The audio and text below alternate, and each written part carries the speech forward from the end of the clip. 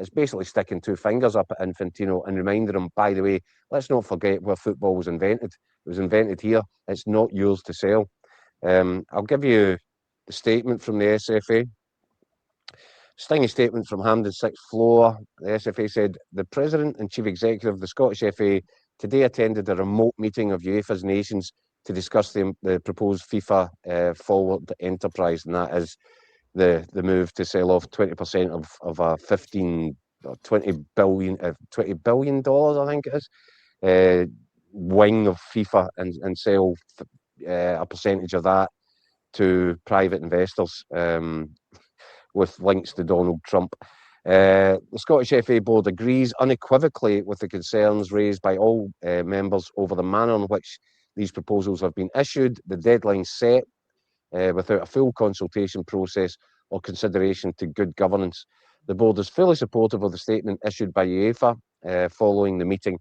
We are also aligned to our fellow national associations who seek to ensure our collective voice is heard resoundingly, and that the Corinthian spirit which underpins the beautiful game, invented here in Scotland and shared with the world, is protected.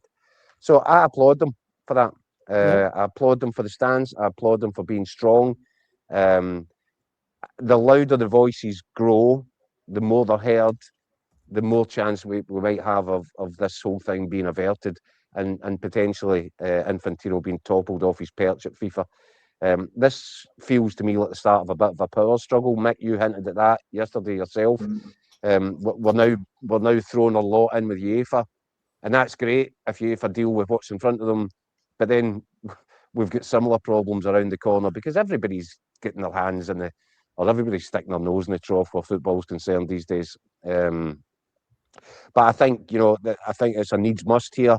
UEFA have convened this emergency summit, and the associations around Europe are going to hopefully vote as a bloc. If they do that, that's 55 votes. There's 211 member associations of FIFA, so 55 votes in itself isn't enough to mow this whole thing down.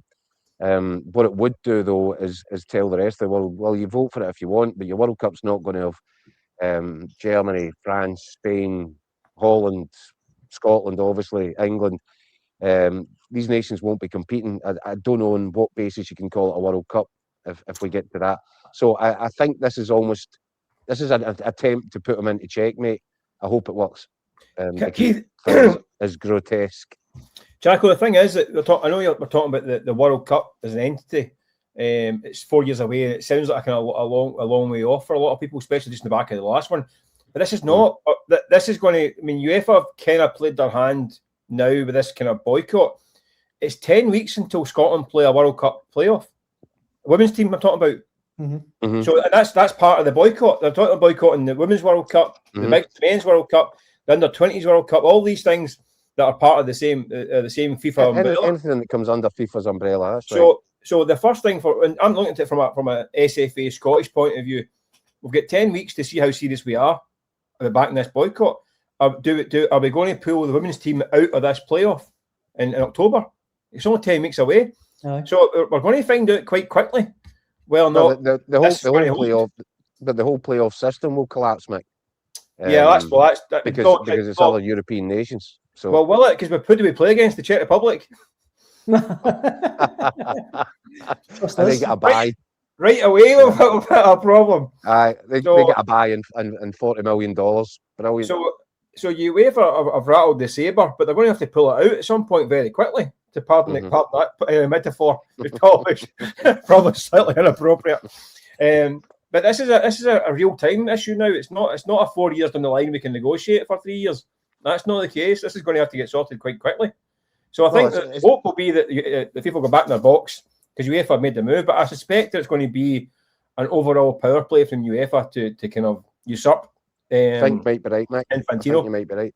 But also, what we've got is a very live situation where Infantino is effectively given all these associations a September 19 deadline to vote on his proposal, which is 52 days now.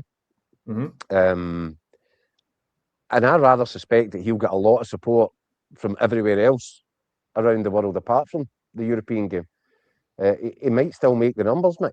This is always the problem with these things, because you've got 210 countries in the world, and they've all got different agendas and priorities and alliances.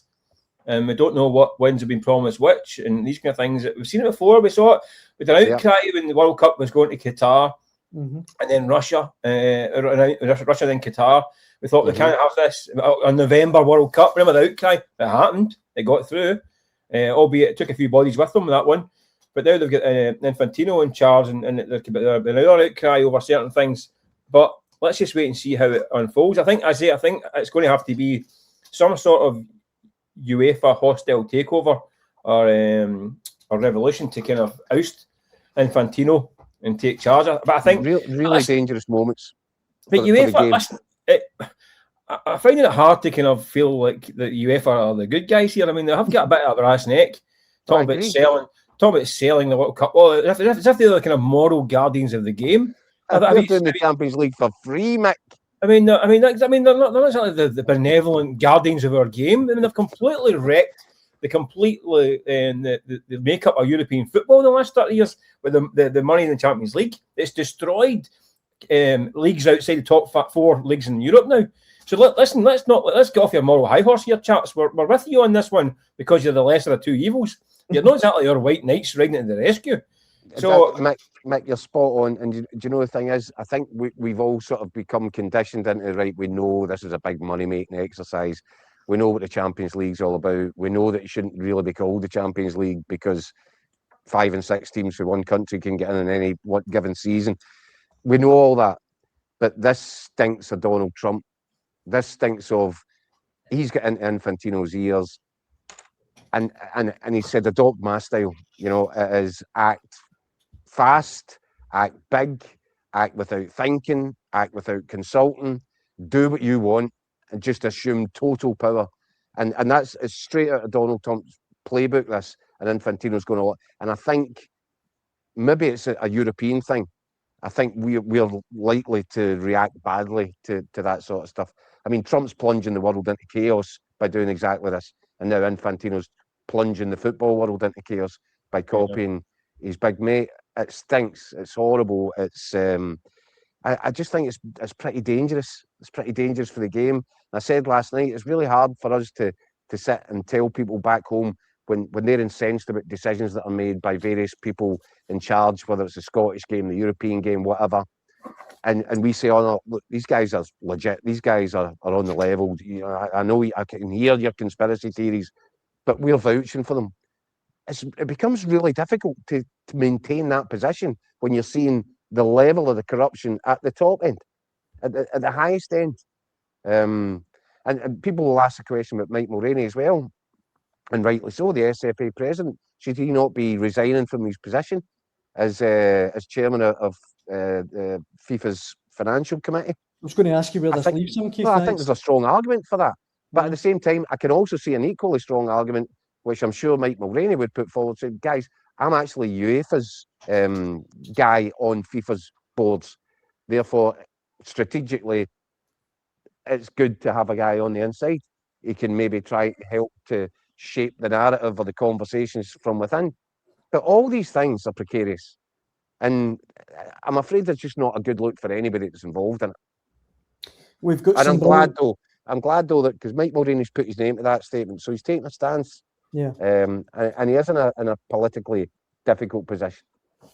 There's been some brilliant comments that have come in on this. Let me throw a few of them at you before we move on. Rebel says there's no World Cup without Europe, full stop. Gianni says Italy boycotted the last 3 World Cups. So and they've not been noticed. As Chick points out, the same thing happened to boxing. You don't want splinter fractions. Before you know it, we'll have 3 or 4 world champions. That's a good point. Blue Nose John says we're good at boycotting World Cups. Should have boycotted this one as well.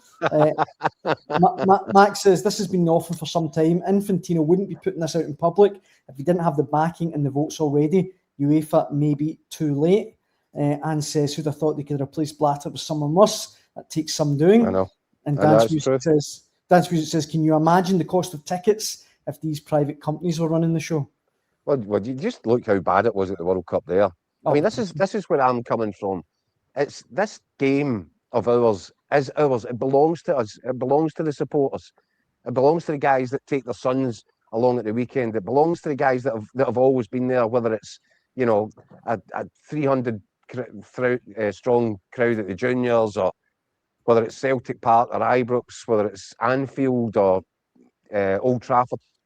It belongs to the supporters. It should belong to us. It should belong to the players. It should belong all the things that we enjoy, all the things that make football so special. All these guys do is paint a big black mark over the game, and you know, and they claim to love it, and they claim to want to protect it and they grow it. It's just a cash cow. It's pure and simple. And I guess you could extend that. You could look at Rangers and Celtic as well. Well, they're cash cows. How many replica strips can you turn out in one season? And there is a bit of that. But this is just way OTT. Yeah. And you know, I think that's right. If we get splinters, and it just, I think it could really fragment the game. I think it could.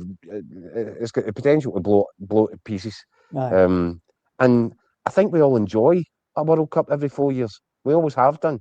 But the prices that people were getting asked to pay for tickets over in America, or just to park their car outside a stadium, it was grotesque.